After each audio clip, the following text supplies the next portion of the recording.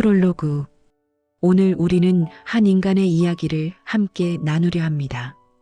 그는 700년 전 이탈리아의 좁은 골목길을 걸었고 정치적 음모에 휘말려 고향에서 쫓겨났으며 타향을 떠돌다 쓸쓸히 생을 마감한 사람입니다. 하지만 동시에 그는 인류 문학사에서 가장 위대한 작품을 남겼고 한 나라의 언어를 창조했으며 중세와 근대를 잇는 다리가 된 인물이기도 합니다. 그의 이름은 단테 알리기에리. 어떤 이는 그를 중세 최후의 시인이라 부르고 또 어떤 이는 르네상스 최초의 시인이라 부릅니다. 두 말 모두 옳습니다. 왜냐하면 단테는 바로 그 경계에 서 있었기 때문입니다. 신의 절대적 권위가 지배하던 중세의 세계관과 인간의 이성과 감정을 존중하기 시작한 새로운 시대 사이에서 그는 두 세계를 모두 품은 채 불멸의 문학을 창조해냈습니다. 오늘 우리는 단테의 삶과 문학 세계를 깊이 들여다보려 합니다.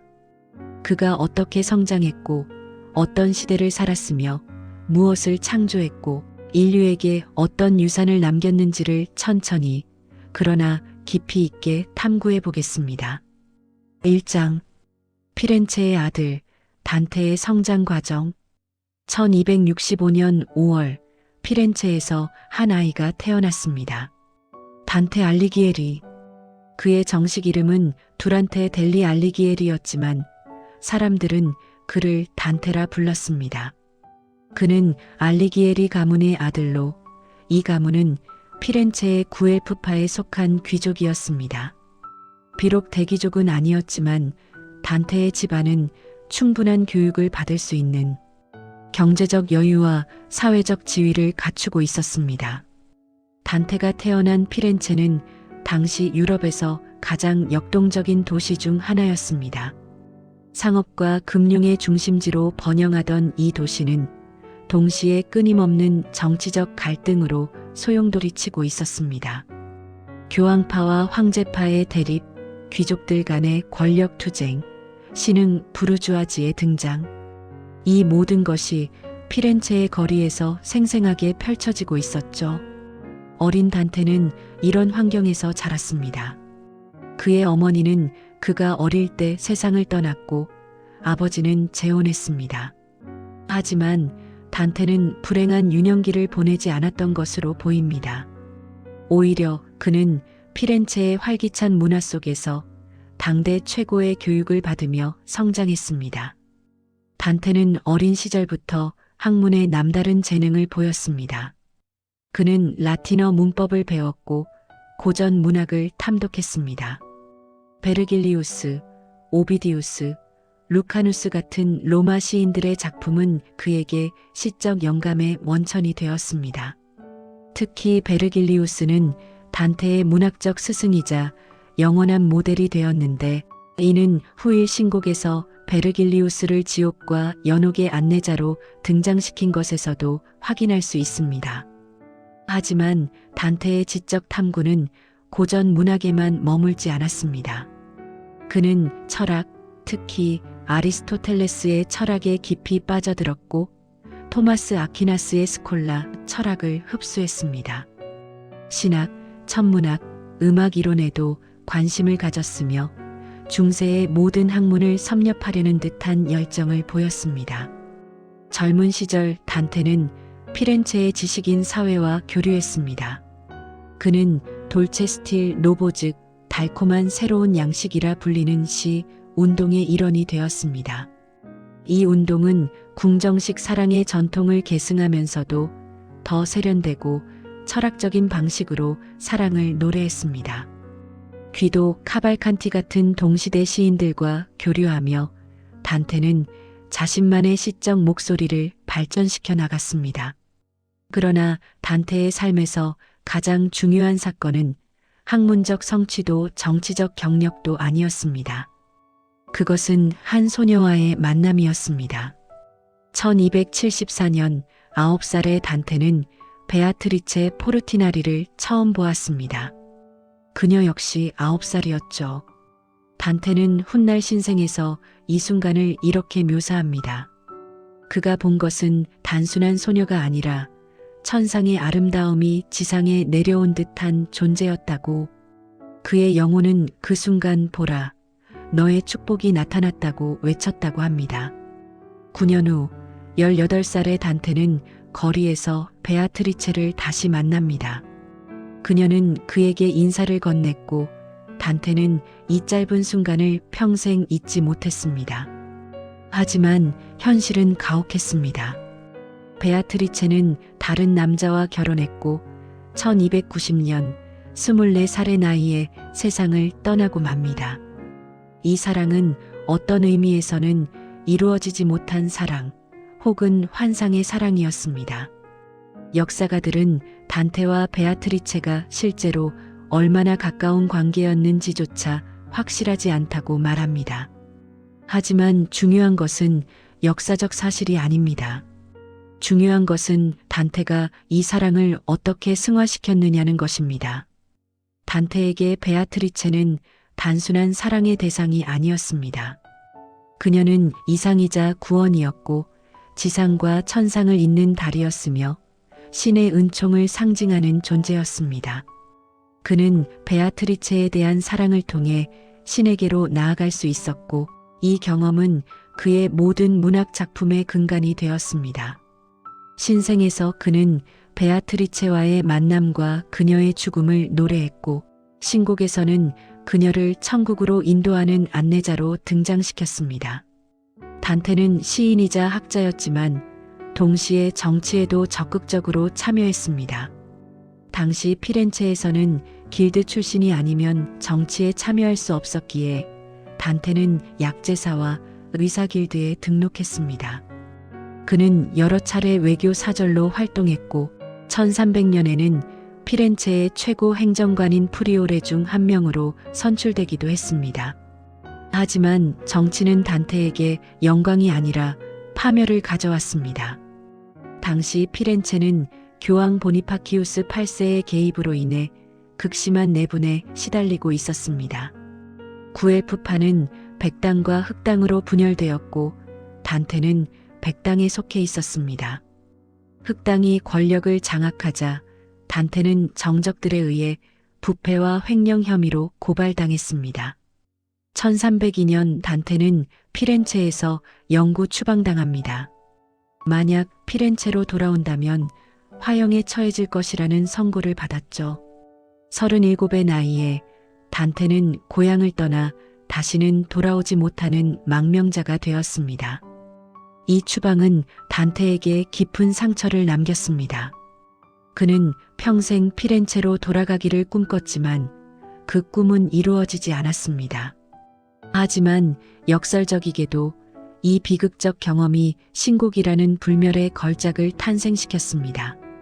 망명의 고통, 정치적 배신에 대한 분노, 고향에 대한 그리움, 그리고 정의에 대한 갈망이 모두 신곡의 페이지 속에 녹아들어갔습니다. 이장 격변의 시대 13세기에서 14세기 이탈리아. 단테가 살았던 시대를 이해하지 않고서는 그의 문학을 온전히 이해할 수 없습니다. 13세기 말과 14세기 초의 이탈리아는 통일된 국가가 아니었습니다. 반도는 수많은 도시국가와 소왕국으로 나뉘어 있었고 각자가 독립적인 정치체제를 운영하고 있었습니다. 피렌체, 베네치아, 밀라노, 제노바. 이들 도시국가들은 상업과 금융으로 번영했지만 동시에 끊임없는 갈등 속에 있었습니다. 대외적으로는 서로 경쟁했고 대내적으로는 귀족 가문들 간의 권력 투쟁으로 혼란스러웠습니다. 이탈리아 정치를 복잡하게 만든 가장 큰 요인은 교황청과 신성 로마 제국 사이의 권력 투쟁이었습니다. 교황은 영적 권위뿐 아니라 세속적 권력도 주장했고 황제는 제국 전체에 대한 통치권을 주장했습니다. 이 두 세력 사이에서 이탈리아의 도시들은 편을 나누어 싸워야 했습니다. 교황을 지지하는 세력을 구엘프파라 불렀고 황제를 지지하는 세력을 기벨린파라 불렀습니다. 단테의 고향 피렌체는 구엘프파가 우세했지만 이마저도 백당과 흑당으로 다시 분열되었습니다. 백당은 교황의 세속적 권력 확대에 반대했고 흑당은 교황 보니파키우스 8세와 긴밀히 협력했습니다. 단테는 정치적으로 복잡한 입장에 있었습니다. 그는 구엘프파 출신이었지만 교황의 세속적 야심에는 비판적이었습니다. 후에 그는 제국론에서 교황과 황제의 권력을 분리해야 한다는 주장을 펼쳤는데 이는 당시로서는 매우 급진적인 생각이었습니다. 단테가 살았던 시대는 단순한 정치적 혼란기가 아니었습니다. 그것은 세계관이 근본적으로 변화하기 시작한 시기였습니다. 중세 동안 유럽 사회는 신을 중심으로 한 위계 질서 속에 있었습니다. 교회가 지식과 구원을 독점했고 사람들의 삶은 내세를 준비하는 과정으로 여겨졌습니다. 현세는 불완전하고 일시적인 것이었으며 진정한 삶은 천국에서 시작된다고 믿었죠. 하지만 13세기에 들어서면서 변화의 조짐이 나타나기 시작했습니다. 십자군 전쟁을 통해 동방의 문화와 접촉했고 아리스토텔레스의 저작이 아랍어 번역을 통해 재발견되었습니다. 도시의 상업활동이 활발해지면서 새로운 부르주아 계급이 등장했고 이들은 교회의 권위에 덜 의존하는 삶의 방식을 추구했습니다. 단테는 바로 이 전환기에 살았습니다. 그는 여전히 중세의 신학적 세계관을 받아들였지만 동시에 인간의 이성과 감정, 현세의 삶에도 깊은 관심을 가졌습니다. 그의 작품은 이 두 세계관이 충돌하고 융합하는 지점에 서 있습니다. 단테가 활동하던 시기는 아직 흑사병이 유럽을 휩쓸기 전이었습니다. 인구는 증가하고 있었고 도시는 번영했으며 문화는 꽃피우고 있었습니다. 피렌체는 유럽에서 가장 부유한 도시 중 하나였고 예술과 문학이 융성했습니다. 조토 같은 화가들은 새로운 회화 기법을 개발했고 건축가들은 웅장한 성당을 건설했습니다. 시인들과 철학자들은 살롱에 모여 논쟁했고 대학들이 설립되어 학문이 발전했습니다. 단테는 이런 문화적 르네상스의 선구자였습니다. 그는 고전 문학의 전통을 계승하면서도 자신이 사용하는 토스카나 방언의 가능성을 믿었습니다. 이는 당시로서는 혁명적인 발상이었습니다. 3장 단테의 영향력 세계 문학의 거장. 신곡의 완성으로 단테는 세계 문학사의 불멸의 자리를 차지했습니다. 이 작품은 단순히 중세 문학의 정점이 아니라 모든 시대를 통틀어 가장 위대한 문학 작품 중 하나로 평가받습니다. 단테 이전에도 지옥과 천국을 묘사한 작품들은 있었습니다. 베르길리우스의 아이네이스, 중세의 환상 문학들. 하지만 단테는 이 전통을 완전히 새로운 차원으로 끌어올렸습니다. 그는 우주론과 신학, 철학과 정치학, 개인적 체험과 역사적 통찰을 하나의 장대한 비전으로 통합해냈습니다. 신곡은 중세 세계관의 백과사전이라 할 수 있습니다. 당시 사람들이 우주를 어떻게 이해했는지, 죄와 벌을 어떻게 생각했는지, 구원을 어떻게 추구했는지가 모두 이 작품에 담겨 있습니다. 하지만 동시에 신곡은 철저히 개인적인 작품이기도 합니다. 단테 자신의 고통과 희망, 사랑과 분노가 모든 페이지에 스며들어 있습니다. 단테의 영향력은 이탈리아를 넘어 전 유럽으로 그리고 전 세계로 퍼져나갔습니다. 르네상스 시대의 페트라르카와 보카치오는 단테를 고전 작가의 반열에 올려놓았습니다. 비록 그들은 단테의 중세적 세계관에는 비판적이었지만 그의 문학적 성취는 인정했습니다. 영국에서는 제프리 초서가 단테의 영향을 받아 캔터베리 이야기를 영어로 썼습니다. 몇 세기 후 존 밀턴은 신라권을 쓰면서 신곡을 모델로 삼았습니다. 밀턴의 지옥 묘사는 단테에게 많은 빚을 지고 있습니다. 낭만주의 시대에는 단테가 재발견되었습니다. 윌리엄 블레이크는 신곡의 장면들을 그림으로 그렸고 퍼시 비시 셸리는 단테를 번역했습니다. 바이런, 키츠, 워즈워스 모두가 단테를 읽고 그에게서 영감을 받았습니다. 독일에서는 괴테가 단테를 깊이 연구했습니다. 괴테의 파우스트는 구조와 주제면에서 신곡과 많은 유사점을 가지고 있습니다. 인간이 지식과 경험을 통해 구원에 이르는 여정이라는 기본 설정 자체가 단테적입니다. 19세기 러시아에서는 푸시킨과 도스토예프스키가 단테를 열렬히 찬양했습니다. 도스토예프스키의 카라마조프 가의 형제들에는 신곡에 대한 직접적인 언급이 여러 차례 등장합니다. 20세기에는 T.S. 엘리엇이 단테를 유럽 시인의 정점이라고 불렀습니다. 엘리엇의 황무지와 네 사중주는 단테의 기법과 주제를 현대적으로 재해석한 것입니다. 보르헤스, 만델스탐, 팀파, 오스카 와일드. 단테에게 영향받은 작가들을 나열하면 끝이 없습니다. 그만큼 단테는 서양 문학의 근간을 이루는 존재입니다. 단테의 영향력은 문학에만 국한되지 않습니다. 미술, 음악, 영화, 만화에 이르기까지 모든 예술 장르에서 신곡은 끊임없는 영감의 원천이 되어 왔습니다. 르네상스 시대부터 화가들은 신곡의 장면들을 그렸습니다.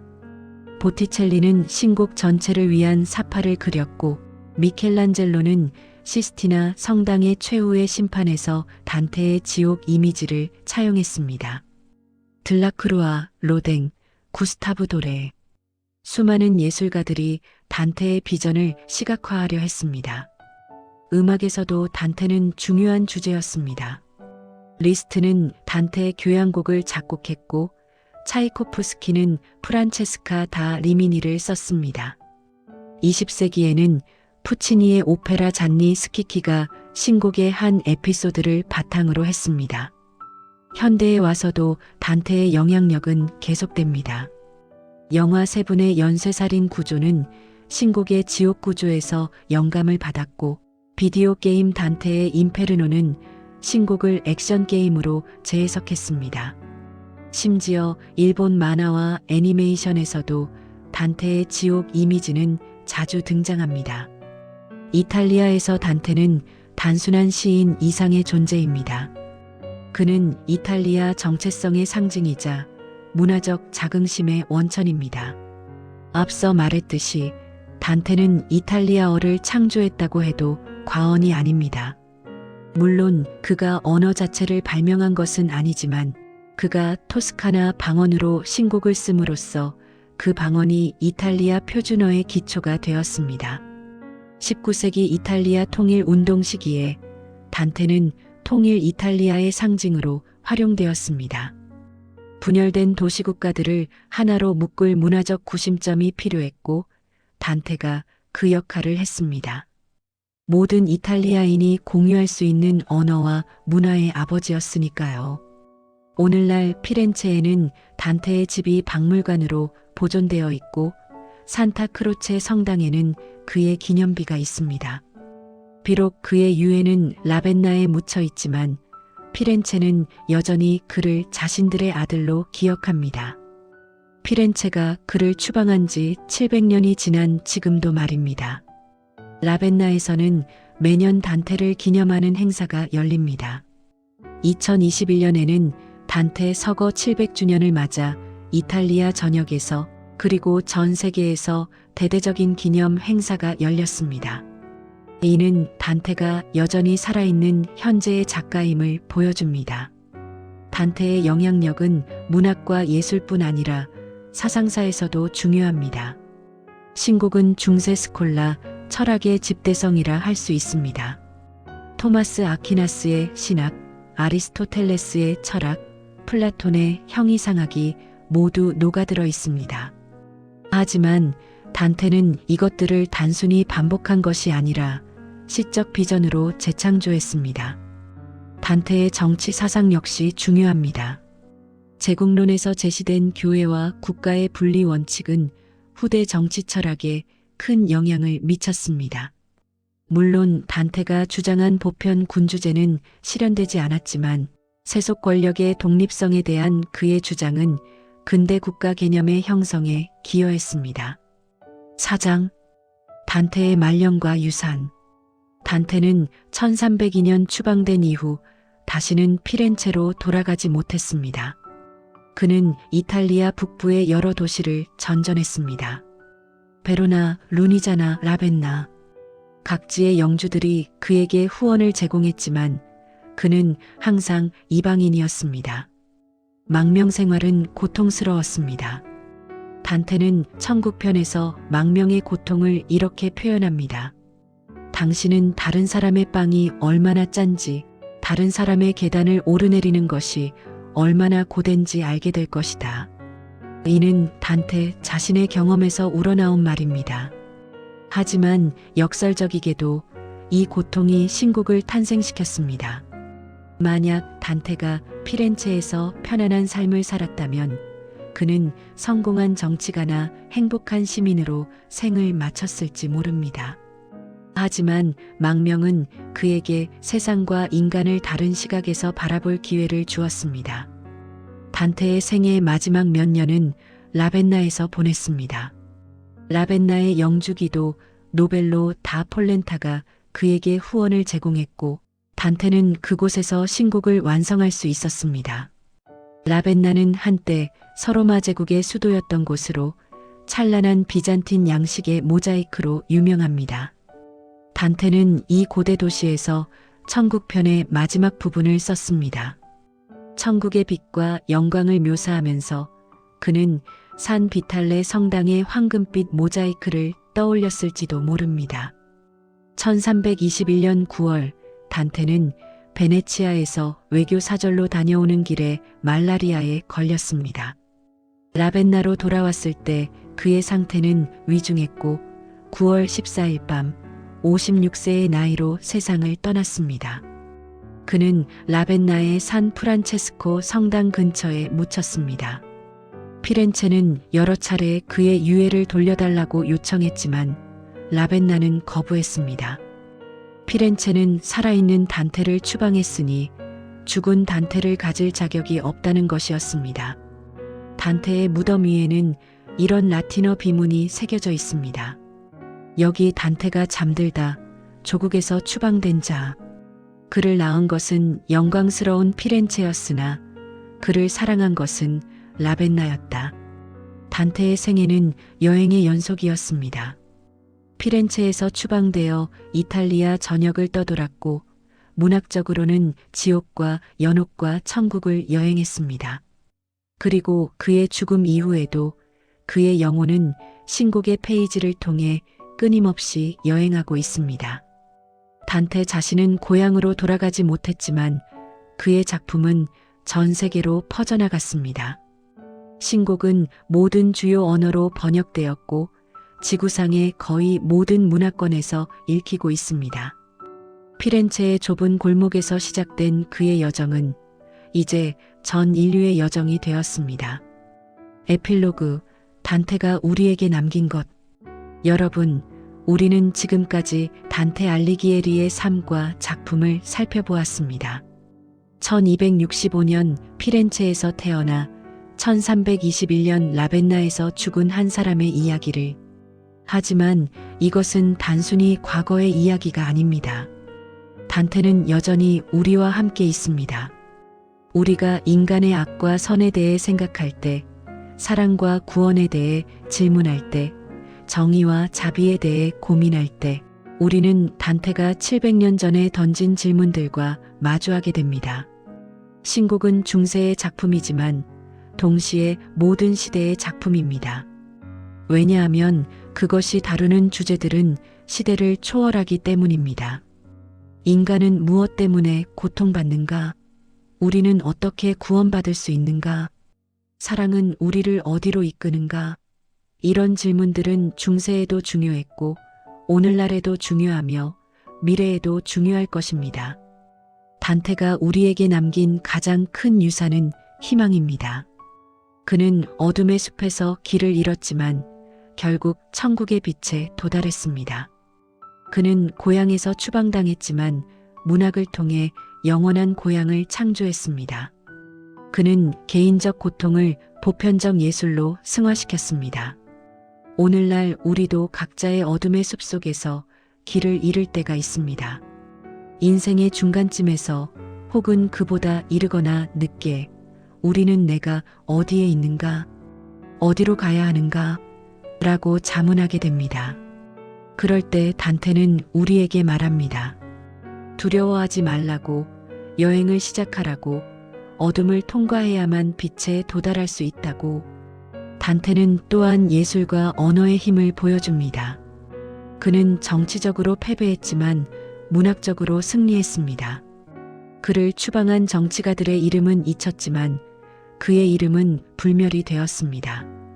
이는 우리에게 무엇이 진정으로 중요한지, 무엇이 시간을 견디는지를 가르쳐 줍니다.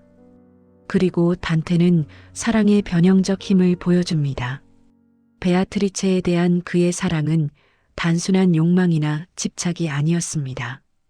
그것은 그를 더 나은 사람으로, 더 깊은 시인으로 만든 힘이었습니다. 사랑은 우리를 지상에서 천상으로, 유한에서 무한으로 이끄는 힘이라는 것을 단테는 자신의 생애 전체를 통해 증명했습니다. 단테 알리기에리, 중세 최후의 시인이자 르네상스 최초의 시인, 이탈리아어의 아버지이자 세계 문학의 거장, 추방당한 정치가이자 영원한 여행자. 그는 700년 전에 죽었지만 여전히 살아있습니다. 신곡의 모든 페이지에서, 이탈리아어의 모든 문장에서, 그리고 사랑과 구원을 꿈꾸는 모든 인간의 마음속에서 여기 들어오는 자, 모든 희망을 버려라고 지옥의 문에 쓰여 있습니다. 하지만 단테의 작품 전체가 말하는 것은 정반대입니다. 희망을 버리지 말라고, 여행을 계속하라고, 어둠 끝에는 반드시 빛이 있다고. 이것이 단테가 21세기를 사는 우리에게 남긴 메시지입니다. 이것이 그가 인류에게 남긴 영원한 유산입니다. 단테 알리기에리를 기억합시다. 그의 작품을 읽고 그의 질문에 답하려 노력하며 그가 보여준 길을 따라 우리 각자의 여행을 계속합시다. 끝까지 경청해 주셔서 감사합니다. 구독과 좋아요는 제작하는데 큰 힘이 됩니다.